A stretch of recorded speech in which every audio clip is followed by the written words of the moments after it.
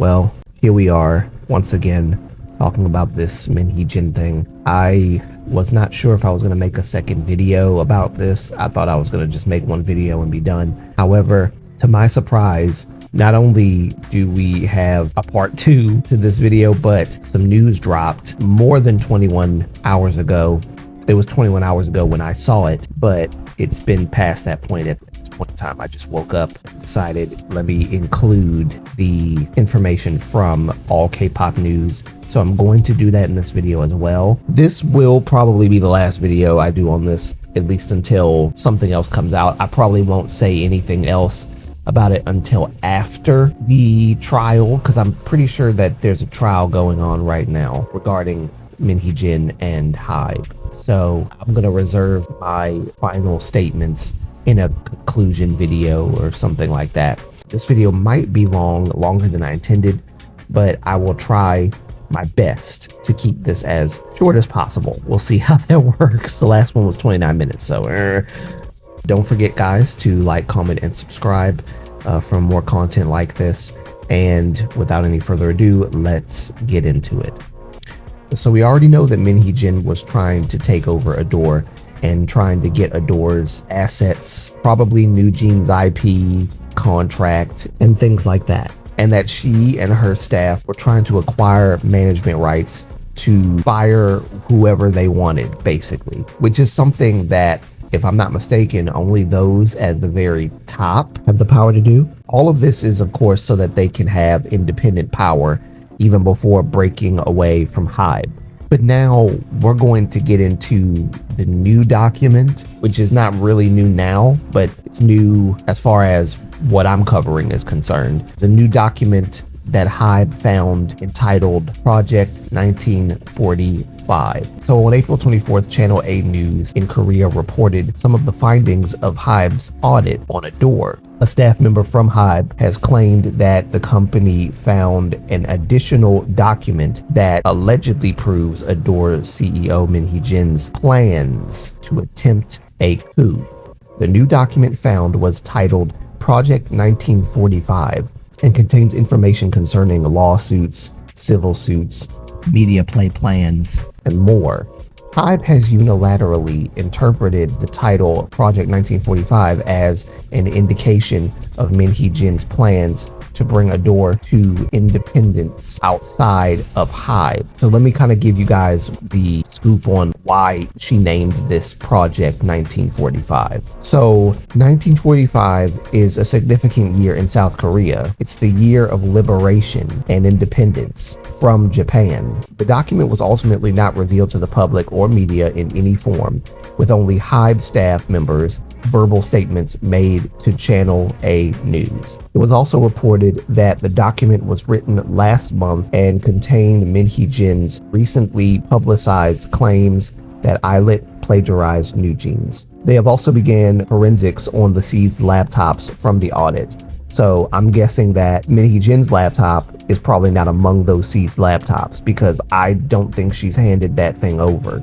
And she's smart enough to know that even if she wipes the information and then turns it in, someone in HYBE is probably tech savvy enough to get all that stuff restored. And it will completely discredit Min-Hee Jin indefinitely. If all this stuff that we've been talking about did not put the nail in the coffin for this whole thing, then whatever's on that laptop is going to. I bet you that's why she's not turning it in. That's my observation anyway. HYBE plans on discussing Min-Hee Jin's completed audit questionnaire internally, after which they plan on making a formal request at court in order to call for an emergency stockholder meeting to call for Min-Hee Jin's termination and ultimately resignation. So let's go into some of the things that Min-Hee Jin has been accused of, because I never really got to cover this stuff on the last video. All right, so I want to kind of cover this now. So in the last video, we talked about Min-Hee Jin saying that people were copying her girls. You know, they're copying my girls. Oh, you're copying my girls. But apparently, because she opened her big mouth, people have been looking into NewJeans and the creative direction that Min-Hee Jin took them. And a lot of people have found similarities with a few groups. Brown Eyed Girls, I think maybe with the last NV that they came out with, and most notably a Mexican group called Jeans. Okay, so let me kind of put this neatly to you all as to what's going on. So she allegedly plagiarized a 1990s Mexican group called Jeans. The first obvious thing is the name, obviously. NewJeans, and then there's Jeans. This is what netizens have discovered, okay? Secondly, some have stated that even the logos look similar. Now, I don't know about that. I've seen both logos together, and while I do see similarities, mainly in both of the J's, I don't know about like how the similarities kind of match overall, but I do see from looking at both logos what a lot of people are saying. So there's that. Okay, wait a minute. Now I see what they're talking about. I don't know what the freak I was looking at earlier, but yeah, this one definitely looks like the same thing, the J's and everything. It's not the same, but it looks very close to the Jeans logo, even like the way that it's styled word wise. What the freak was I looking at earlier? Anyway, thirdly, apparently it's been pointed out that they have similar choreography. Now, while all of these things are up in the air for now, there might be some truth to these alleged claims that netizens are making about NewJeans and Jeans. You may be wondering why any of this stuff even matters in the first place. Well, let me tell you, it matters because Min-Hee has been the main one calling out all of these companies and groups for copying her girls. And now people are finding similarities with her group and groups like Brown Eyed Girls and Jeans and so on. When you go out and accuse others of plagiarizing your stuff, your creative works, don't be surprised when you get called out for literally doing the same thing to other groups. Again, she started this. She's the one who opened her mouth and said, oh, they're copying my girls. This group's copying my girls. That group's copying my girls. Everybody's copying my girls. It's not even just copying, guys. She's accusing them of plagiarizing. Some groups from Hyde plagiarizing. Groups from SM plagiarizing. Right? Everybody's plagiarizing her girls. So it's not as simple as, oh, they're copying. They're trying to draw some creativity. It's more like they're plagiarizing my stuff. So it's like in her case, when she copies, it's inspiration. But when other idol groups and companies copy, it's plagiarism. It's like a weird little thing that she's got going on there. Okay, this is kind of off script, but I'm just wondering, like, did she have it out for BTS and Hybe from the get-go? Like before she ever got hired to Hybe? Did she have it out for them from the get-go? Because she acts like she has some kind of grudge against BTS and Bong Shi-hyuk, and there were some people that were saying, oh, she's an SM double agent of sorts or whatever. I don't think that's true at all. I think she's in it for herself. I think people in SM did not like her, so she moved on over to here. My problem with her is that I think she's using NewJeans in a very terrible way. I think she's taking advantage of them. I think she doesn't like the girls for real, and she's using even the parents to do her bidding. That's what I have a problem with. And also the parents being potentially money grabbers. There might be some truth to her just not liking BTS, because it's like, looking at everything that she's been doing, one has to ask, did she hate BTS so much that she joined the company in order to take them down from the inside? Because this plan, this 1945 project that she's got, again, it has all this information about plans, plottings, things like that to break away and liberate Adore from Hybe, probably since 2021. And if that's the case, guys, and like I said, I feel like she probably wants to take over all of Hybe, to be honest. One of my biggest questions, where is the laptop? Like, does she still have it? And what is she hiding that's so bad that she won't turn it in? She will not give it up for anything. I'm curious. I've got to know, guys. I've got to know what's in that laptop. She can't just keep the laptop forever.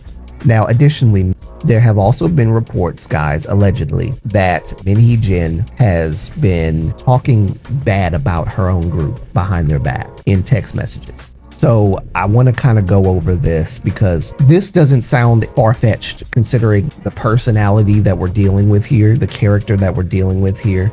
So Min-Hee Jin's alleged text messages reportedly included remarks about the NewJeans members' appearances, such as, quote, fat elementary schoolers who are unable to lose weight without facing criticism. So let me just tell you, because this is still alleged stuff. So during the first day of the trials between Hybe and Adore CEO Min-Hee Jin, it was reported that Hybe made claims that Min-Hee Jin insulted the NewJeans members and more. It was claimed that although Min-Hee Jin claims herself to be quote unquote NewJeans' mother, which is still kind of warped to me, and that she was crying over the members' mistreatment, she herself had been insulting them behind their backs. Hybe submitted messages that they claimed were from Min-Hee Jin to other staff members containing, quote, just tell them to be humble because even if they gain weight like pigs, we will make them popular, end quote. As well as things like, quote, they did not get popular because they're good. What would they know?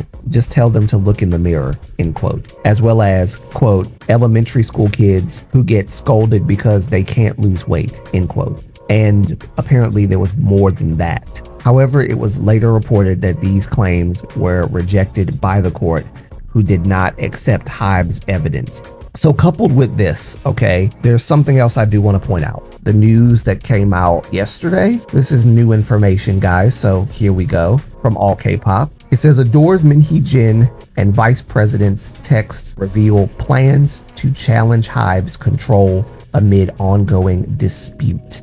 Min-Hee Jin, the CEO of Adore, and Vice President Lee, referred to as her right hand, have been revealed to be at the center of a dispute over control with Hybe, as TV Daily has obtained the text messages exchanged between key Adore executives. The text shed light on the complex strategy aimed at gaining independence from Hybe by leveraging public and media pressure centered around the timing of BTS members completing their military service. Okay, all right, here I'm going to show you guys on the screen her text messages from 2024. So I'm just going to show you what she said, guys. I'm going to show you the conversations between Min-Hee Jin and Lee. And of course, the Min-Hee Jin stans are going to be like, oh, it's mistranslation. Oh, it's context. Oh, blah, blah, blah. Like I said in a previous video about Rise, people saying that you have to understand the culture of Korea in order to understand what Koreans are saying and how their behavior is and all this stuff does not apply to certain things. And this is one of those certain things that it doesn't apply to. Okay? You can't sit here and try to justify her behavior. And then when evidence is brought to you because you're such a hardcore fan of this woman who doesn't give a crap about you and calls you a brain dead child because you like NewJeans, brain dead child. You know, don't put your faith in these people. They don't care about you. That's all I gotta say. She doesn't care about you. And for fans of Min-Hee Jin to go so hard for her to the point where you would deny evidence, all of this, it baffles me to no end. On February of this year, VP Lee outlined Adore's year-long plan to Min, focusing on, quote, making things tough for Hybe so Adore can be free, end quote, pinpointing the structural inefficiencies within Hybe's multi-label and IT businesses. The discussion evolved into utilizing media to create favorable public opinion. This report says a tactic Min was reluctant to use, yet was as necessary. I'm sorry, but I don't think she was reluctant at all to use this stuff. I think she wanted to use this. So I'm sorry, that I don't agree with. All K-pop, that I don't agree with.